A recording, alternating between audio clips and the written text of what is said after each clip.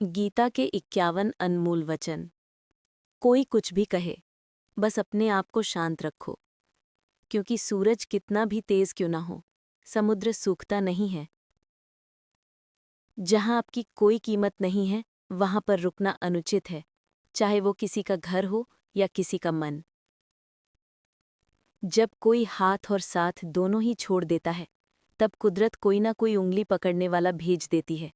उसका नाम है कान्हा।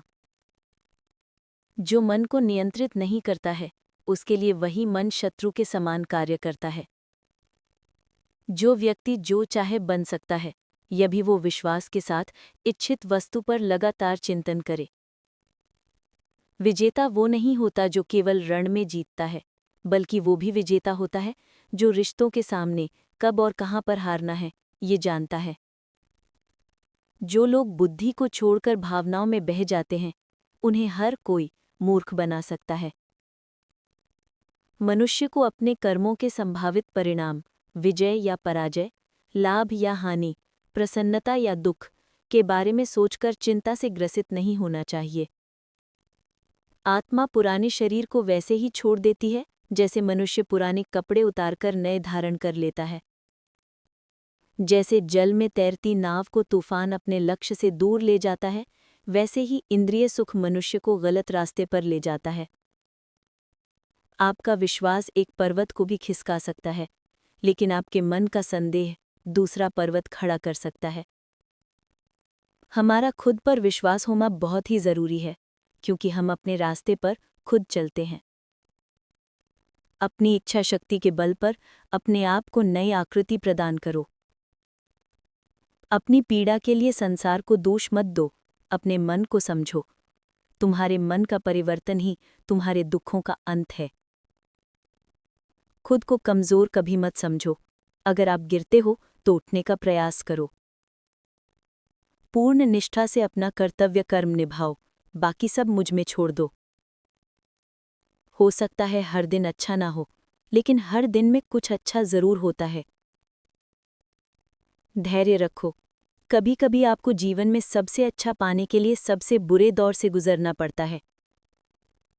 रोना बंद करो और अपनी तकलीफों से खुद लड़ना सीखो, क्योंकि साथ देने वाले भी शमशान से आगे नहीं जाते। जब समय न्याय करता है तो गवाहों की आवश्यकता नहीं पड़ती। एक उपहार तभी असली और पवित्र है जब वो हृदय से किसी सही व्यक्ति को सही समय और सही जगह पर दिया जाए, और देने वाला बदले में कुछ उम्मीद ना रखे। सुंदरता आपकी दृष्टि में होती है। किसी को कीचड़ में मिला कमल भी लुभाता है, और किसी को चांद में भी दाग नजर आते हैं। अर्जुन, जो कोई भी किसी भी देवता की पूजा पूरे विश्वास से करना चाहता है, मैं उसका विश्वास उस देवता में दृढ़ कर देता हूँ। उदय किसी का भी अचानक नहीं होता। सूर्य भी धीरे धीरे निकलता है और ऊपर उठता है। धैर्य और तपस्या जिसमें है, वही संसार को प्रकाशित कर सकता है। जो योगी असफल हो जाता है, वो अगले जन्म में किसी पवित्र और समृद्ध कुल में जन्म लेता है। चाहे वो दुख हो या सुख, वो परम योगी माना जाता है। अहंकार दूसरों को झुकाकर खुश होता है, संस्कार स्वयं झुककर खुश होता है। जब सत्य की सत्य से लड़ाई होगी, तो सत्य अकेला खड़ा होगा और असत्य की फौज लंबी होगी, क्योंकि सत्य के पीछे भीड़ कम और असत्य के पीछे मूर्खों का झुंड होगा।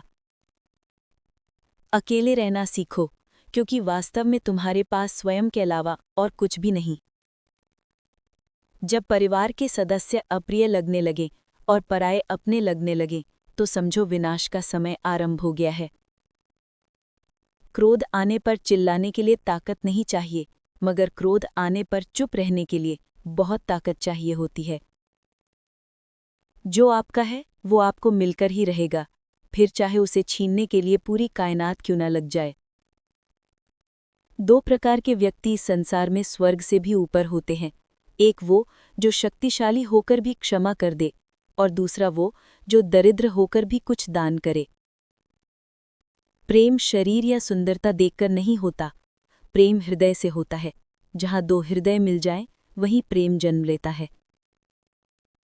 किसी को अच्छे से जाने बिना दूसरों की बातें सुनकर उसके प्रति धारणा बना लेना मूर्खता है। अगर साफ नियत से मांगा जाए तो ईश्वर नसीब से भी बढ़कर देता है। जब भी विनाश का प्रारंभ होता है, शुरुआत वाणी के संयम खोने से होती है।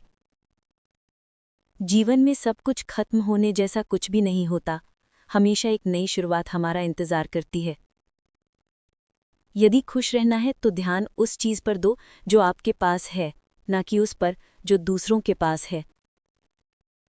हमारी सारी परेशानियां उस दिन खत्म हो जाएंगी जिस दिन हमें यकीन हो जाएगा कि हमारा सब कुछ ईश्वर की मर्जी से होता है। विपत्ति में धैर्य, वैभव में दया और संकट में सहनशीलता ही श्रेष्ठ व्यक्तियों के लक्षण हैं। जो व्यक्ति स्पष्ट और सीधी बात करता है, उसकी वाणी कठोर अवश्य लग सकती है, लेकिन वो कभी किसी के साथ छल नहीं करता। जो अच्छा लगे उसे ग्रहण करो और जो बुरा लगे उसका त्याग करो, फिर चाहे वो विचार हो या मनुष्य। बुराई बड़ी हो या छोटी, हमेशा विनाश का कारण बनती है, क्योंकि नाव छोटी हो या बड़ी, डूबती ही है। परिवार और समाज दोनों ही बर्बाद होने लगते हैं जब समझदार मौन हो जाए और नासमझ बोलने लगे। आप शुरुआत को नहीं बदल सकते, लेकिन जहां हैं वहीं से नई शुरुआत कर सकते हैं और अंत अवश्य बदल सकते हैं।